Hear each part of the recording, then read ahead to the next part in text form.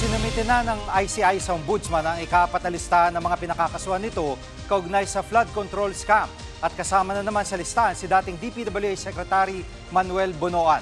Live mula sa TV5 Media Center, nangunguna sa balita si Gerard de la Peña.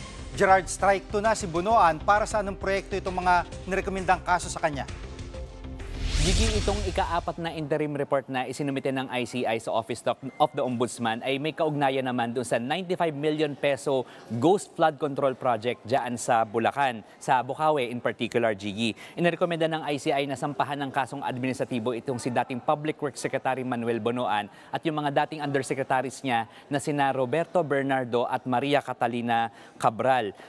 Sabi rin ng ICI, dapat daw silipin na rin ng Ombudsman kung may paglabag nga ba sa anti-graft and corrupt practices, malversation of public funds at iba pang mga batas. Itong si Henry Alcantara, si Bryce Hernandez at iba pang mga engineers ng DPWH at pati na rin ang mga opisyal nitong top-notch catalyst builders o yung isang contractor na dawit dyan. Dahil daw yan sa posibleng at yung itong ang nirekomenda nila dahil dun sa findings ng COA na fully paid na nga itong mga proyektong ito, itong particular ghost project na ito. Pero nang nasilip ng COA, wala namang nakatayong anumang istruktura dito sa lugar kung saan dapat ito nakatayo. Bigurin daw ang mga opisyal na ito na siguraduhin maayos yung pagpapatupad nitong proyektong ito. Pero Gigi, paglilinaw ng ICI, kahit ganito, hindi raw nila sinasabing guilty na kaagad o kumpirmadong may pagkakasala itong mga nai-implicate na mga individual na ito. Kailangan pa rin daw nilang dumaan sa mabusising pag-iimbestiga ng Ombudsman. Gigi. At Gerard, bakit administrative case lang ang nirekomenda laban sa mga dati opisyal ng DPWH?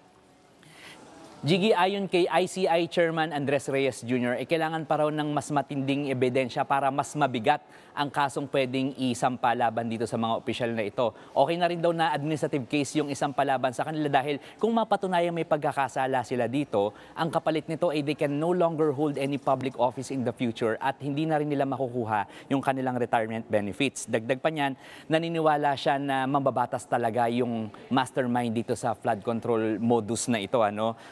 Pero yun nga lang, ang sabi ni Justice Reyes, kailangan daw merong whistleblower na magtuturo nito sa kanila. Pakinggan natin ang pahayag ni Justice Reyes.